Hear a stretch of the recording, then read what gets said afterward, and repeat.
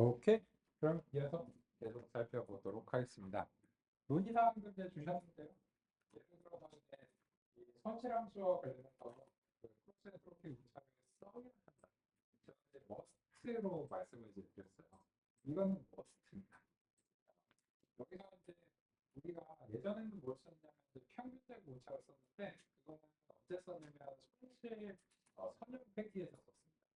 이 선형 회귀는 연속적인 값을 출력하는 경우에 평균적 오차를 쓰는 게 맞는데 지금처럼 이제 분수를 수행할 때는 크로스 엔트로피 오차를 써야 한다는 사실이 이미 1960년대에 발견된 사항입니다. 그래서 여기에 대해서 이제 간단하게 이제 언급드릴 예정인데 이 오일전의 관계에서는 이 교차 엔트로피 오차를 이제 직접 구현을 하는 데 가능한 것입니다. 그래서 이제 그 과정을 통해서 이제 살펴보게 되는데 이 이름이 무섭게 생겼죠. 엔트로피 뭐 이런 게 이제 있는데 실제로 이거는 이제 정보 이론이라든지 이런 것들이 좀 있습니다. 준비가 되어 있는데요. 하지만 여기서는 이제 자세하게 전개를 하지는 않을 예정입니다. 왜 그런가 하면 이제 개략적으로만 좀 소개를 드리도록 하겠습니다. 이제 손실함수인데요. 같이 이제 보겠습니다. 기계학습 모델의 출력 유형은 대체로 회귀와 분류 두 가지가 있습니다. 출력 유형에 따라 손실을 구하는 방식도 달라집니다. 회귀에서는 평균 제곱 오차, 분류에서는 교차 엔트로피 오차를 손실함수로 사용합니다. 이외에도 여러 손실함수가 있을 수 있는데 대체로 회귀는 평균 제곱 오차의 변형이고 분류에서는 교차 엔트로피 오차로부터 파생된 것들을 주로 사용합니다. 문제와 출력에 따라 적합한 손실함수를 결정하는 것은 성공적인 학습의 주요한 요인입니다. 이거는 이제 그 기계학습 쪽에서는 대체로 이런 용어를 사용하는데 또 이제 보신 문헌에 따라서는 약간 다를 수도 있어서 말씀을 드리자면 여기서 말하는 제가 회귀라고 하는 것은 이 출력이 실수값인 경우를 뜻합니다. 예를 들어서 어, 1.234 이런 어떤 연속적인 값을 출력으로 내는 경우를 기계학습 쪽에서는 많은 사람들이 그냥 회귀 출력이다라고 이제 부르고는 있습니다. 근데 엄격하게 정의가 된 용어는 아니기 때문에 왜 쟤를 회귀라고 불러? 내가 본 문헌에서 포캐스팅이라고 부르고 이런 경우도 있어요. 실제로 이제 연속적인 값을 예측하는 것을 포캐스팅이라는 용어로 사용하고 부르는 그런 것들이 있는데 그거는 전혀 틀린 선언이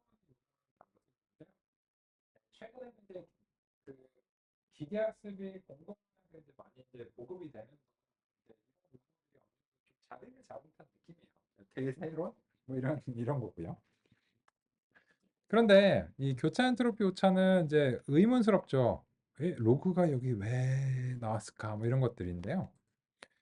일단 이제 다 전개는 안 할 예정입니다. 그래서 이제 근데 결론적으로는 이 평균적 오차라고 하는 것은 그 어떤 이제 가정이 있냐면 이 연속적인 값들에 대해서는 오차를 정규 분포로 가정하는 것이 바람직하다라고 하는 이제 그런 가정이 있는데 그런 가정이 분류에는 맞지가 않습니다. 그래서 이제 분류에는 맞지가 않다는 내용에 대해서 이제 되어 있고요.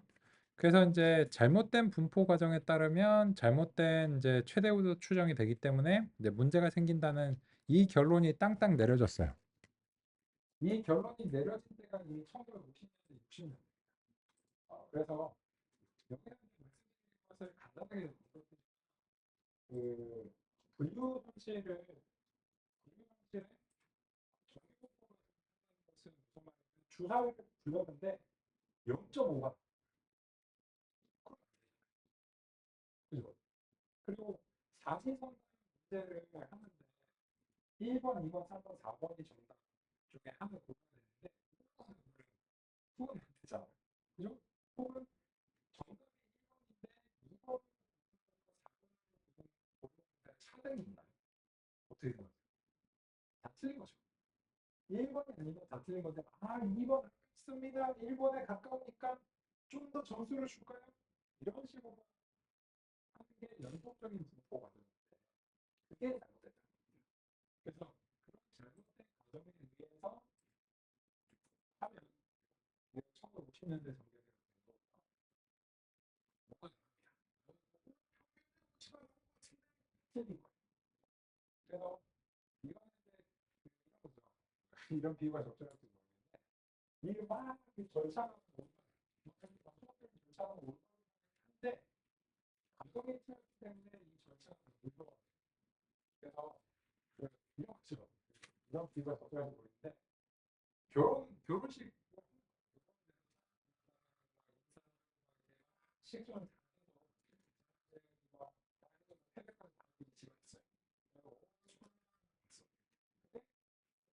남자를 이러면 그 절차가 모두 그렇죠. 그죠? 마찬가지. 이런 수학적인 절차들은 기계적인데 어떤 출발하느냐에 상당히 영향을 받습니다. 그래서 이제 그런 점들이 이제 1950년대에 이미 전개가 됐고, 그래서 그럼 어떻게 해야 돼? 그래서 이제 센트로피 우차를 써야 한다는 점이 1950년대에 전개가 됐고요. 근데 그게 갑자기 왜 로그가 갑툭튀인데? 라고 하시면 그 이유는 무엇이냐면 이 정보 이론이라고 하는 것부터 출발을 했기 때문입니다. 이거를 전개하는데 한시간. 그래서 이제 5일짜리 과정에서는 이 전개를 이제 수행하고 여기서 이제 정보 엔트로피가 무엇인지에 대해서 상세하게 다음과 같이 살펴봅니다. 이런 과정들을 통해서 아, 그게 정보 엔트로피였어? 그러면은 교차 엔트로피가 이것만 따라서 교차 엔트로피 써야 되겠구만. 이런 식으로 이제 살펴보는데 이 과정을 이번에는 전개하지 않고 다만 그냥 이렇게 엄격한 정의 과정이 있었구나. 이런 인상만을 가지고서 우리가 살펴보겠습니다. 왜냐하면 뭐 써야 한다. 매일 쓸 수도 있습니다. 이게 이제 메일이고 코스트는 강력한 주장. 근데 그런 강력한 주장은 좀 엄격한 것들이 뒷받침이 되는 편이에요. 그래서 평균적으로 사람들이 잘못된 현재로서는 그렇습니다.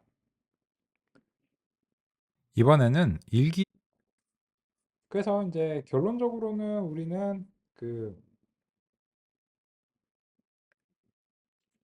이제 그러한 정보 이런 거를 처음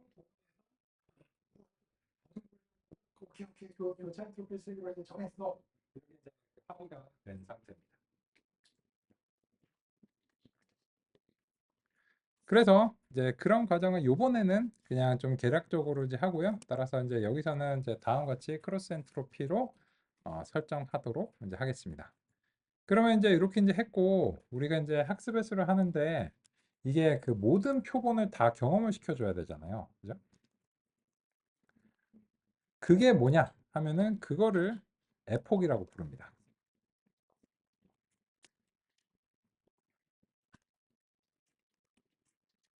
그죠? 요 그 주석 자동 완성된 주석 이제 만드는 전체 데이터를 그게 중요한데 왜 그러냐면 그 저녁에 혹시 피자 드실 계획이 있으시면 4분의 3판 부탁합니다. 이러면 대단히 어렵겠죠. 그죠?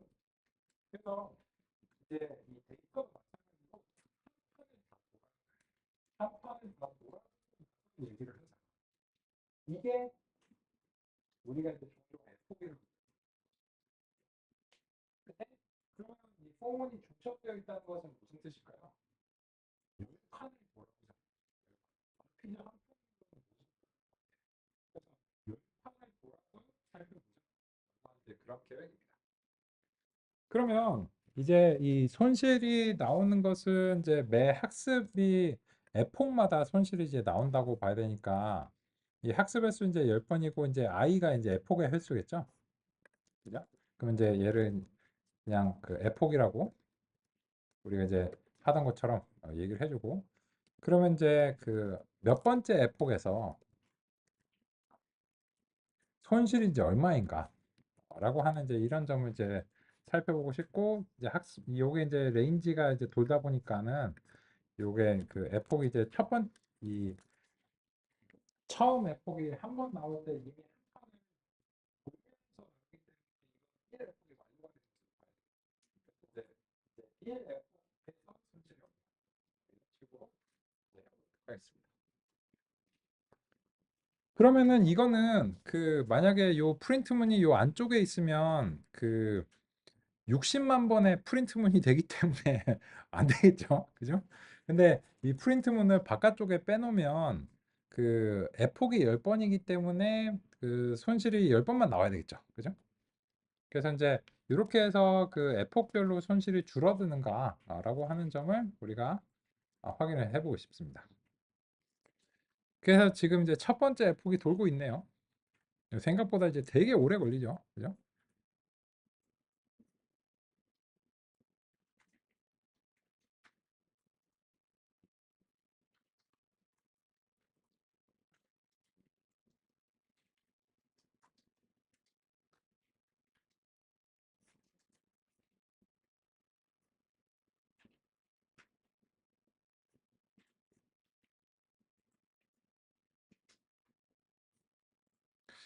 손실이 너무 작은데? 어디인가 문제가 있는지 봐야 되겠네요.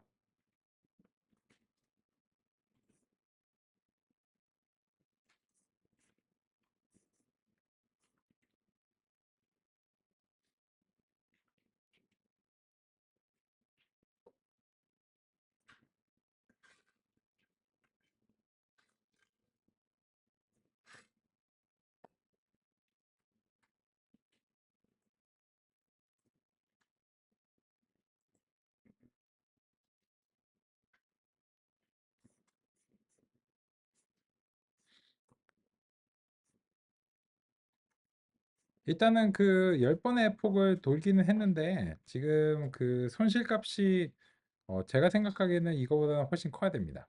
그래서 이제 어디가 잘못된 절차가 있는지를 좀 이제 확인해 보도록 하겠습니다. 스텝 했고 제로 그레드 했고 손실 백워드 했고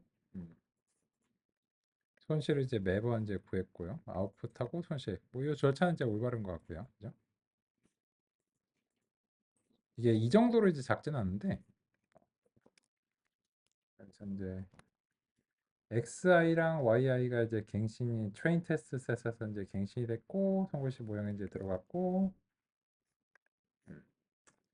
여기서는 이제 이 손실 자체가 여기서 그 순전파를 이제 수행하는 거죠.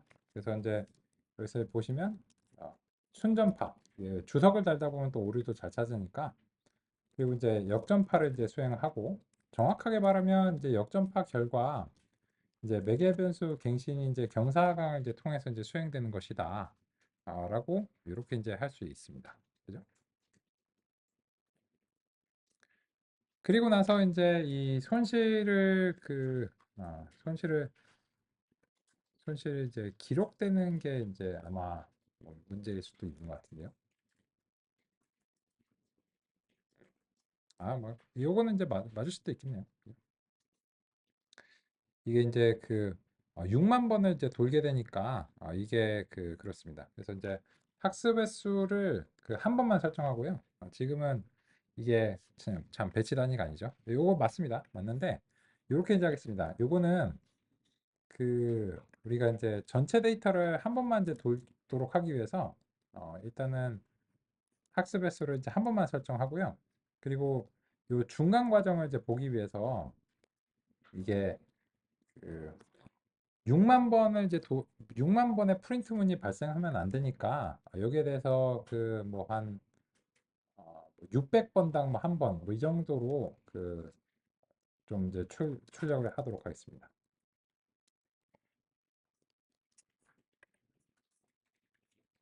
그러면 이제 그러기 위해서는 이제 그 손실이 그 이때까지 이제 몇 개가 이제 계산이 됐는지 이런 것들이 이제 집계가 돼야 되거든요. 그래서 이제 어, 현재까지 누적 손실, 누적 손실이 계산이 돼야 되고 그 누적 손실이 이제 빵점빵으로 시작해 보도록 하겠습니다. 그리고 나서 참 누적 손실을 이제 계속 누적 손실을 이렇게 이제 측정을 하고, 그죠? 그리고 나서 이제 이 누적 손실, 그치, 하나의 샘플에 대해서는 당연히 이제 손실이 이제 그렇겠죠. 이 누적 손실 이제 전체적으로 그 최종 이제 그 평균 손실을 이제 측정을 해줘야 됩니다. 그래서 이제 전체 이제 데이터셋의 그 표본의 개수로 이제 나눠줘야 되고요. 그래서 이제 평균 손실을 측정해 주는 것이 필요하죠. 일단은 이렇게 이제 해서 그 한번 이제 수행하도록 하겠습니다.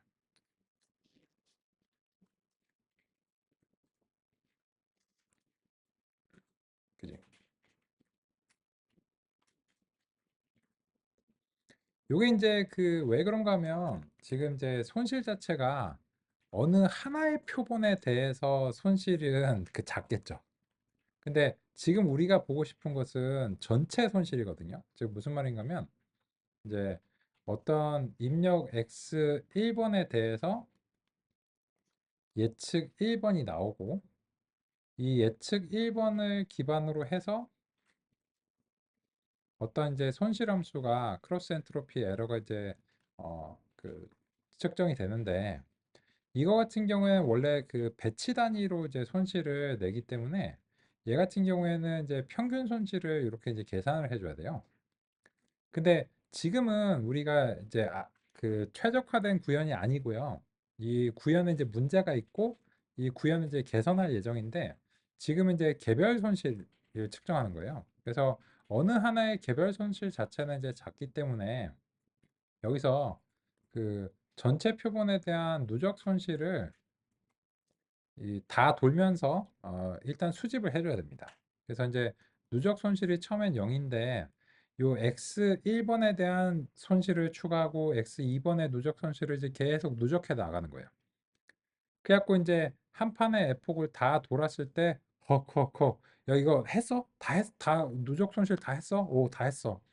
그러면 이제 평균 낸다. 그래서 이 누적 손실에 대한 이제 평균을 내기 위해서는 이제 이 누적 손실 뭐 합계를 낸 건 이미 합계를 냈으니까 여기 이제 총 샘플의 개수로 나눠주면 이제 평균 손실이 이제 구해지게 됩니다.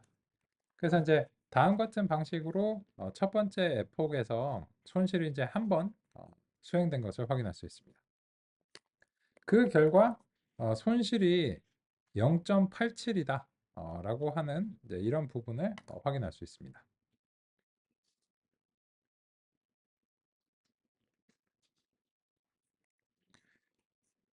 근데 손실이 0.87이라고 하는 것은 무슨 뜻일까요?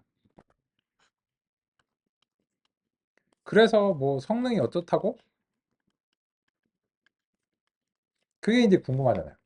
그러니까 손실이 뭐 이제 0에 가까워지는 거는 이제 좋은 일이 우리가 이제 궁극적으로 알고 싶은 거는 그래서 손실 숫자를 맞출 수 있어 없어. 그게 이제 궁금한 거예요.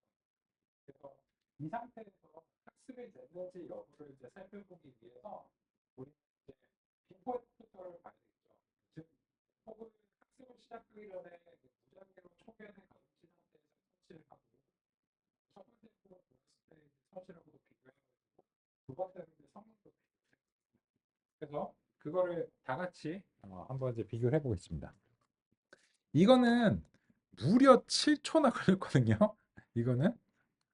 이거는 매우 비효율적이라서 그런데요. 어디서 비효율이 발생하는가도 우리가 이제 얘기를 해보고 이 비효율도 곧 개선을 해보겠습니다.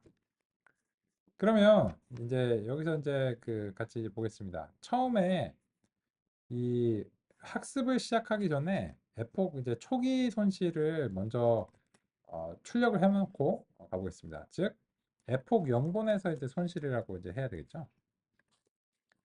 그러면 이 평균 손실을 이제 구하려면 이제 어떻게 해야 되는가? 이제 에폭 빵번입니다. 이거는 초기 손실이죠. 이거는 이제 학습 이전, 학습 전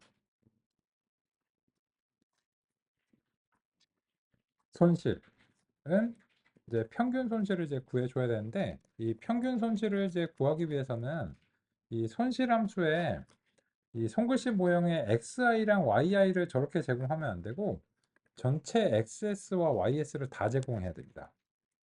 그래서 이제 그 전체 데이터를 다 획득을 이제 해보겠습니다. 그래서 이제 XS랑 YS는 전체 데이터이어야 합니다.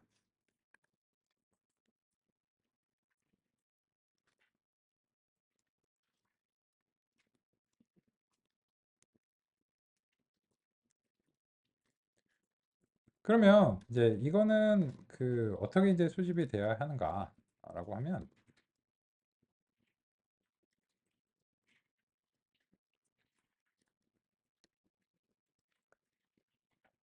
그게 더 귀찮나? 지금 이제 매우 이제 번잡스러운 방법으로 이제 하고 있죠.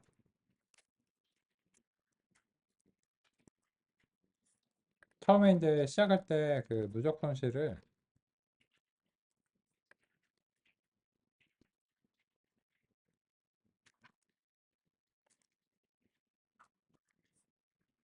학습이 이제 되기 전에 일단 뭐 그냥 같은 방식으로 하는 게 좀 좋을 것 같아서요. 평균 손실. 평균 손실은 그냥 그 토치에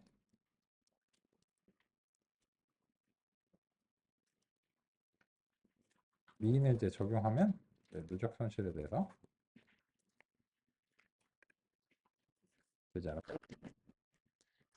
처음에 이제 학습을 이제 시작하기 전에 어, 누적 손실의 이제 평균 값을 다음과 같이 이제 해보도록 하겠습니다.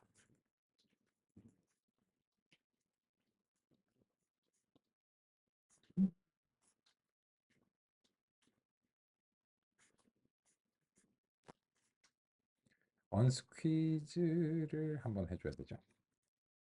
아주 번잡스럽죠.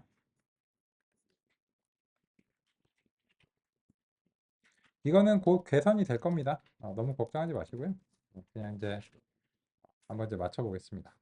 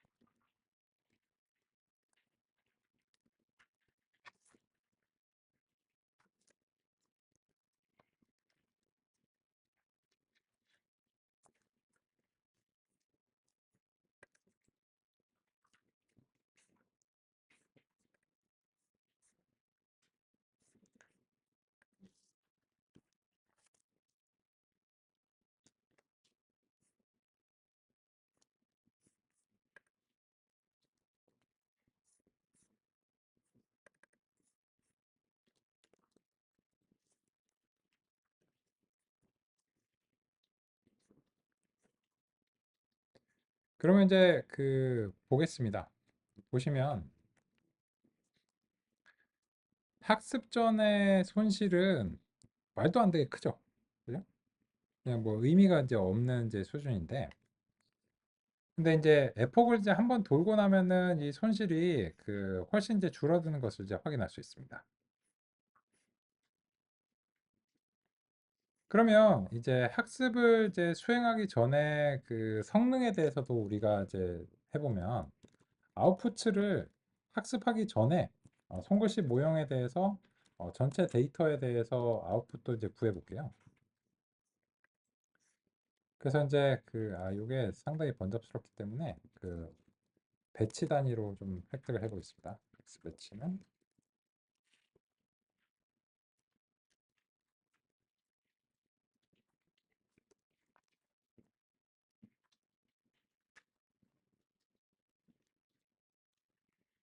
배치 이렇게 이제 해야죠.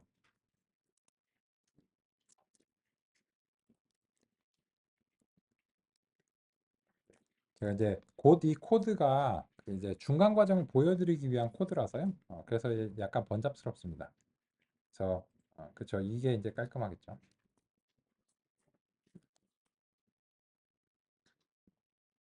평균을 다시 평균 내버리면 안 되니까.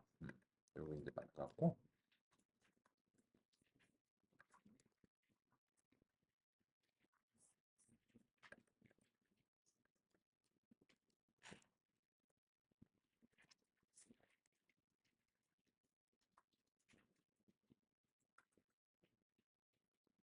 아까 이제 공식이 조금 잘못돼서요. 좋습니다. 그래서 이제 교차 엔트로피 오차에서 이제 다음과 같이 이제 손실이 이제 발생을 했고, 이 전체 데이터를 이제 한꺼번에 이제 획득을 하기 위해서 이제 데이터와 타겟이라고 하는 이제 속성에 접근을 해서 여기서는 이제 배치 단위로 아웃풋을 6만 개를 한꺼번에 획득을 했습니다. 중간에 이제 약간 그 번잡스러운 과정이 있어서 이제 송구하고요. 잠시 이제 생각을 잘못했습니다.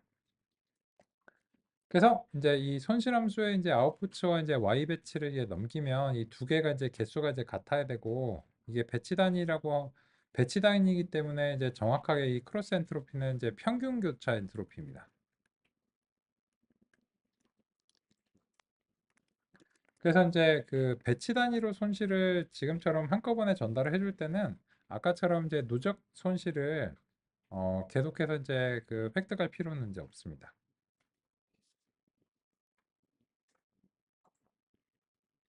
네.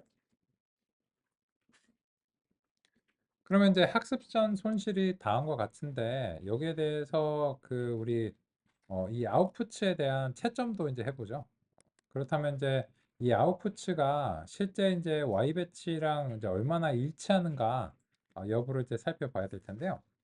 요거는 관찰을 위해서 이 코드 요 아래쪽에 그 학습 부분을 잠시 좀 쪼개겠습니다. 그래서 그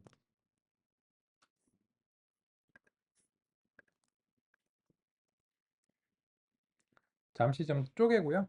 그리고 나서 이제 학습이 이제 진행되기 전에 어떤 식으로 그 성능이 나오는가를 같이 이제 먼저 관찰해 보겠습니다.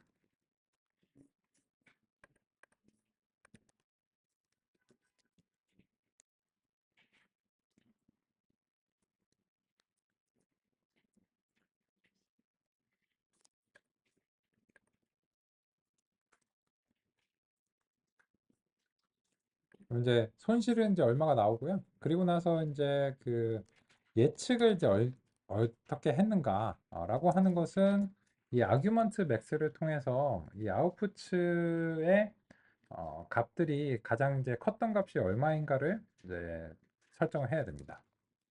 그리고 나서 이제 이 정확도라고 하는 것은 여기에서 이제 y 배치와 예측에 대해서 측정하고, 그리고 나서 이제 정확도를 다음과 같이 산출해 보도록 하겠습니다.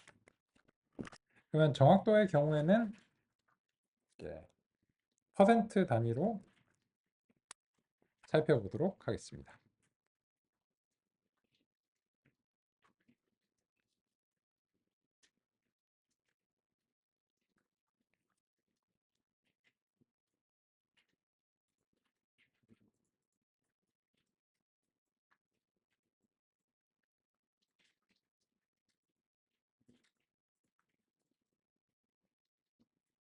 이게 이제 학습하기 전에 이제 학습을 하면 개선이 됐는가 여부를 우리가 확인을 해봐야 되잖아요. 그래서 그 비포 애프터를 비교하기 위한 이제 설정을 먼저 수행하는 것이 필요할 것 같습니다.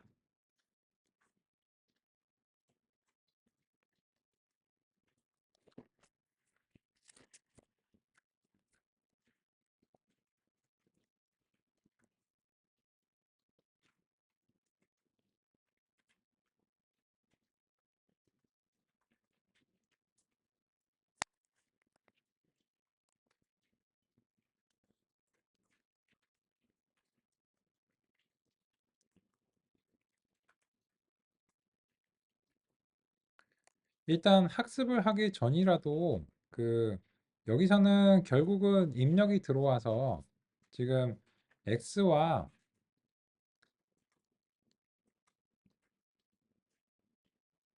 가중치와 이제 편향을 다음과 같이 이제 설정을 해서 출력이 이제 발생을 해야 됩니다. 모양이 맞으면 이 성능이 좋든 나쁘든 어쨌든 이거는 다음과 같은 방식으로 출력이 돼야 됩니다.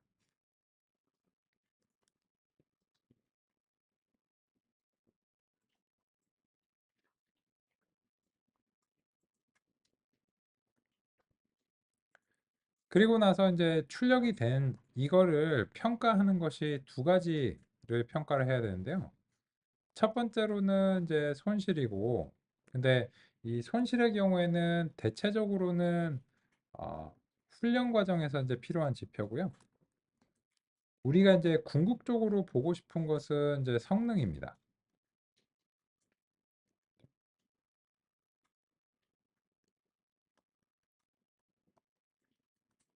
이게 이제 훈련의 목표죠. 그런데 이제 지금 이 정확도를 측정하는 방식과 관련해서는 이제 토치에서 아규먼트 맥스를 이제 수행을 했어요. 이거는 이제 왜 그런가? 같이 이제 살펴보겠습니다.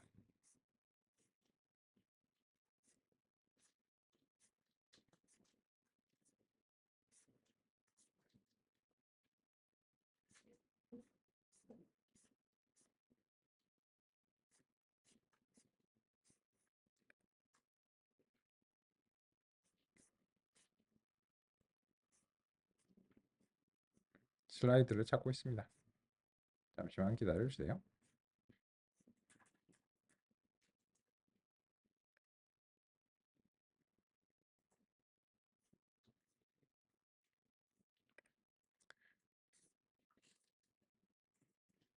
이 분류가 결정되는 과정과 관련해서 같이 이제 살펴보겠습니다.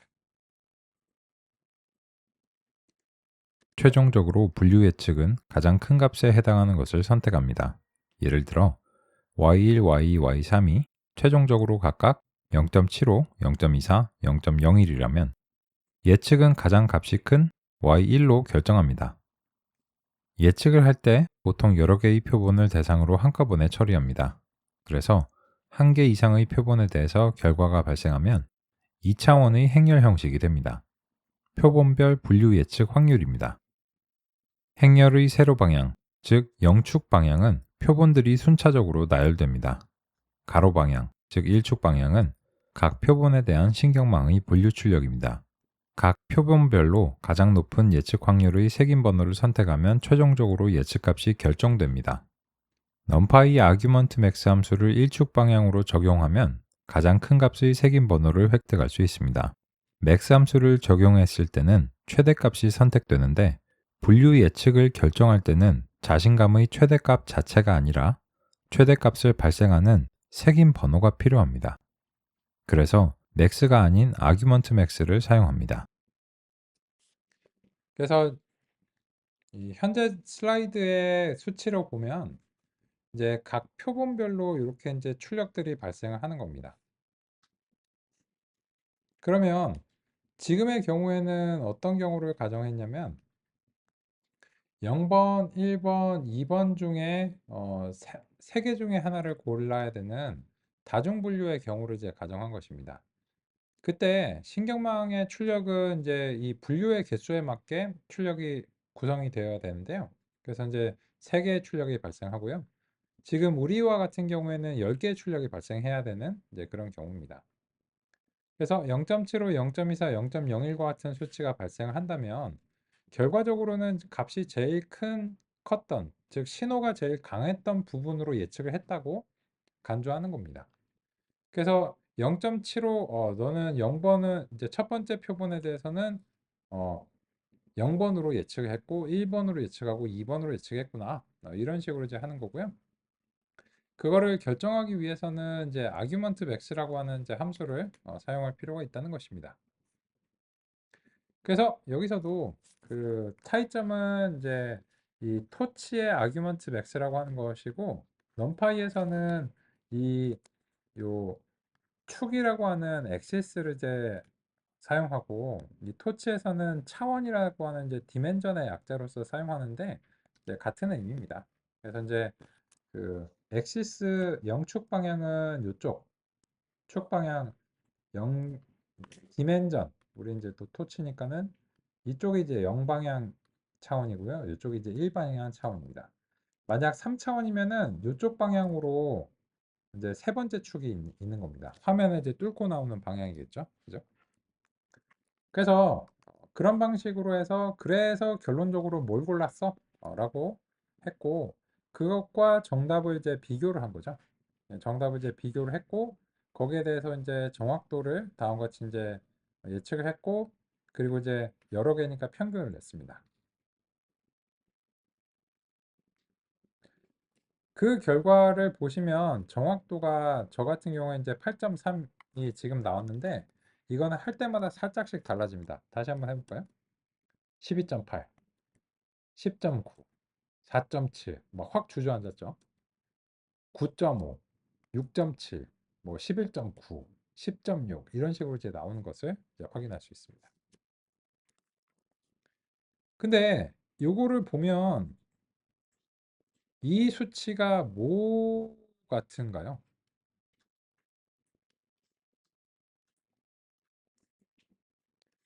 이게 원래는 그 입력에 대한 조건부 확률이거든요. 근데 지금은 학습을 안 했기 때문에 사실 입력을 간주를 안 하는 거예요. 즉, 이 정도 확률은 뭐냐면 0부터 9까지가 균일하게 분포되어 있다고 가정했을 때 찍어서 맞출 확률이 몇 퍼센트인가요? 10%죠. 그래서 학습을 하기 전에는 찍어서 맞추는 수준의 정확도가 나오는 것입니다. 그죠? 그렇다면 우리는 어떤 이야기를 할 수 있냐면 이제 그 이런 방법을 통해서 어떤 이제 학습이 수행되고 나서 같은 방식으로 이 손실에 대해서 평가를 해보자는 겁니다. 그러면 이렇게 해보죠. 이거를 그 학습을 하고 에포그 할 때마다 이런 에포그 이제 끝내고 나서 학습을 끝내고 나서 다시 이제 평가를 하고 싶은데 이렇게 이제 평가를 하는 과정은 반복적이잖아요. 그래서 이 평가 과정 자체를 함수로 좀 만들어 보겠습니다. 모형 평가라고 부를까요? 모형 평가 이렇게 이제 부르고 여기 대해서 이제 x 배치와 y 배치가 이제 얼마가 됐든지 간에 우리가 이제 전달을 해주기로 하고 거기에 대해서 이제 이 y 배치 그리고 그 모형의 이제 출력을 다음과 같이 이제 제시를 하기로 하겠습니다. 그러면 이제 이 모형 평가를 이제 규정하고 나서 송글씨 모형한테 출력을 획득하고 모형 평가를 이제 하면 그냥 바로 다음과 같은 내용이 이제 발생하도록 네, 하겠습니다.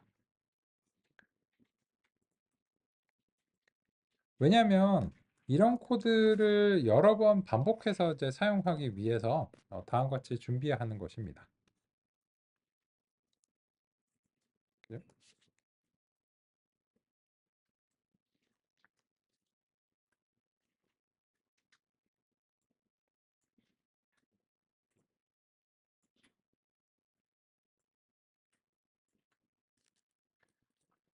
그러면 이제 이걸 기반으로 해서 우리는 이 학습을 다시 한번 이제 진행을 시켜 보고요. 그리고 나서 이제 이 학습 결과 최종적으로 손글씨 모형에 대해서 전체 데이터에 대해서 모형 평가를 이제 진행해 보도록 이제 하겠습니다.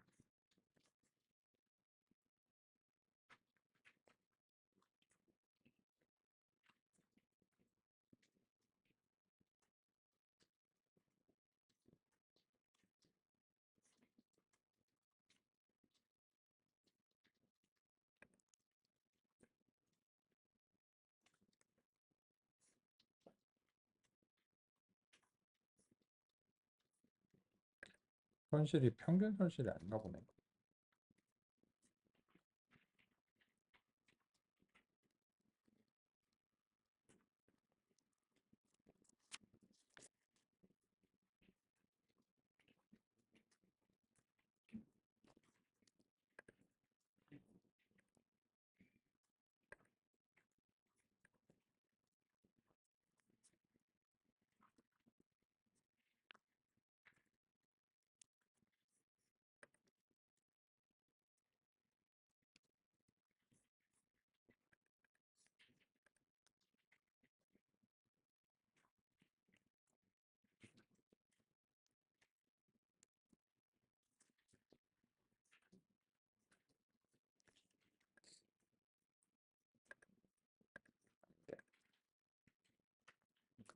오늘 이제 누적 손실이랑 조금 지금 이제 계산에 이제 문제가 있는 것 같은데 이 부분은 제가 이제 잠시 확인해서 이제 드리겠습니다. 근데 그 손실 부분은 요게 지금 제가 제시한 요 손실이 지금 이제 조금 잘못된 것 같아요. 그죠? 그래서 이제 이거랑도 차이가 많고요. 그런데 그 결론적으로 보시면 정확도를 보면 이게 학습이 됐다는 걸 알 수 있어요.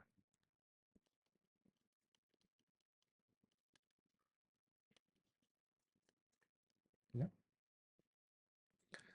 이게 처음에는 정확도가 10% 언저리에서 찍어서 맞추는 확률 정도였는데 이제는 에폭 한 번을 돌아서 전체 표본을 학습하고 나니까 정확도가 81%로 엄청난 향상이 있었습니다. 그죠? 그래서 이 손실 문제는 제가 이제 곧 확인해서 계산을 드릴게요. 이렇게 이제 손실이 나오면 안 되고 이렇게 손실이 나오면 맞는 건데 그래서 여기 있는 거는 맞고 지금 그 이밸류에이션 모형 평가 함수에서 이 손실 측정이 좀 잘못됐습니다. 안 그래도 그렇게 느끼고 있었는데 그 여기 이제 학습 알고리즘에서 구현한 이제 평균 손실 부분은 이제 바람직합니다. 그래서 이 결과 우리는 실제로 그 상당한 수준의 이제 개선이 있었다라고 하는 사실을 알 수 있습니다.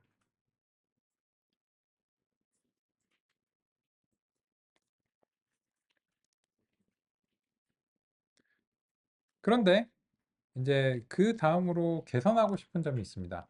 뭐냐면 이게 너무 오래 걸려요. 7초나 이제 걸린다는 거는 너무 오래 걸리는 거거든요. 이제 어디서 비효율이 발생하는가라고 하면 이미 이제 예고를 드렸지만 여기서 발생합니다. 이 데이터셋을 지금 6만 개가 있는데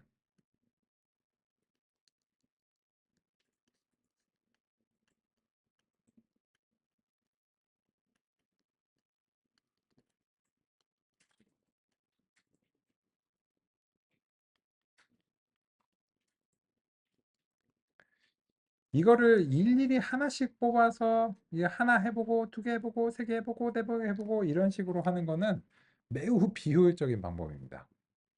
그럼 어떻게 해야 될까요? 공장 물건을 하나씩 생성을 그래서 공장에서도 한 번에 여러 개의 단계로 한꺼번에 이루어요. 그래서 이런 식으로 이제 수행하는 것은 매우 비효율적이기 때문에 이제 배치 단위로 수행하는 것이 바람직합니다. 그러면 배치 단위로 수행하는 것이 무엇인가 하면 그 전체 X 배치와 Y 배치를 한꺼번에 떼어놓고 학습을 수행. 그럼 이제 그게 바람직한가? 하는 이제 그런 측면에서 이제 살펴보겠습니다. 그럼 이제 비교를 위해서 이 현재 동작하는 코드를 어, 현재 동작하는 코드의 명칭을 좀 주겠습니다. 이거는 개별 표본 단위, 개별 표본 학습입니다. 굳이 이제 이름을 주자면요.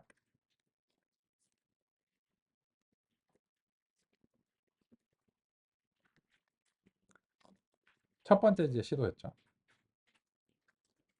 그럼 이제 두 번째 시도는 이제 비슷한데 이 비슷하기 때문에 셀을 복사해서 이제 아래쪽에다 이제 붙여 놓겠습니다. 그래서 이제 동일한데 여기서 이제 두 번째 시도는 이제 전체 표본 단위로 학습을 이제 수행하는 겁니다. 그 말은 이제 무슨 말인가 하면 이거를 하나씩 일일이 끄집어내지 않겠다는 거예요. 그래서 여기서 이제 아까와 마찬가지로 X 배치를 트레인 데이터셋에서 이제 통째로 6만 개를 다 획득을 해버리고, 그죠? Y 배치는 이제 사실상 이제 타겟입니다. 이렇게 되면 얘네들은 그 전체 6만 개를 이제 한꺼번에 획득을 하기 때문에 여기서 이제 포문을 쓰지 않고, 그죠? 바로 이제 해버리겠습니다. 근데 그러면서 조금 차이가 있습니다. 이제 이 누적 손실을 지금 이제 측정을 하고 있는데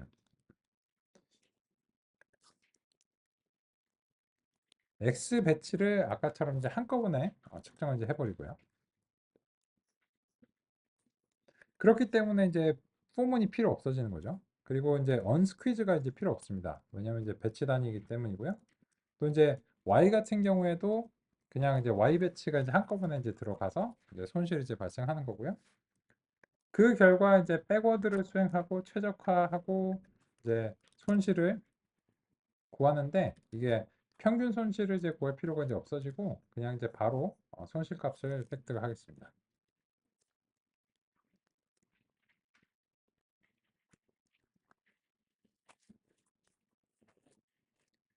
그리고 나서 이제 횟수 이제 그 한 번을 아까와 마찬가지로 1F고 이제 돌아볼 텐데 이번에는 이 X 배치 전체를 한꺼번에 제공을 해버렸기 때문에 이제 이렇게 그 폼은 한 번만 돌아도 1회 폭이다 라고 할 수 있습니다.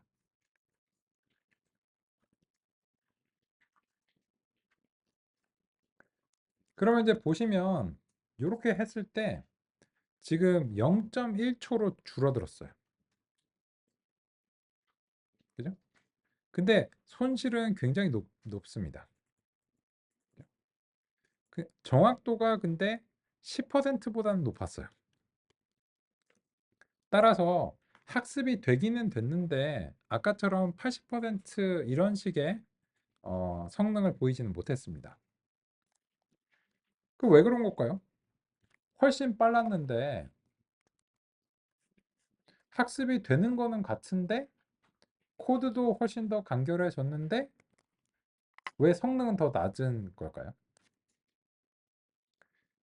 그 이유는 이게 그 총 경사 하강의 횟수를 동일하게 맞춰놓고 비교를 해야 되기 때문입니다. 그게 이제 무슨 말인가 같이 한번 얘기를 해볼게요. 아까는 그 경사 하강을 얼마나 했는지를 보시면 이제 이 학습 횟수가 한 번이고 그리고 이제 그 요 각각의 표본별로 이제 수행을 했기 때문에 경사 하강의 횟수가 그 개별 표본에서는 아까는 6만 번의 경사 하강을 수행한 것입니다. 그 결과 여기에서 이제 성능이 한 80% 언저리로 나왔습니다. 그런데 지금은 우리가 이 손글씨 모형의 X 배치와 Y 배치를 한꺼번에 제공을 해버렸기 때문에 이게 이제 1회 폭인데 그러면 경사강을 몇 번 했을까요? 학습 한 번 하고 경사강을 딱 한 번 수행한 거고 그래서 성능이 20%인 거예요. 경사강을 한 번 수행한 성능인 거예요. 그러니까 이거는 그 동일한 비교가 아닙니다. 그럼 어떻게 해야 돼? 이거를 동일하게 비교하려면 학습 횟수를 6만 번을 가져야 됩니다. 근데 6만 번을 가는 거는 그거는 좀 비효율적인 방법인 것 같아요. 그죠? 그렇기 때문에 여기에 대해서는 다른 방식으로 이제 수행해 보겠습니다. 그리고 이제 또 한 가지 좀 차이점이 있는데 그 주의하실 점이 있는데 이 손글씨 모형 자체가 그 어, 매번 초기화된 상태에서 살펴봐야 되기 때문에 이게 차이가 있습니다. 그래서 이제 이런저런 그런 점들이 우리가 이제 고려를 해야 되고요.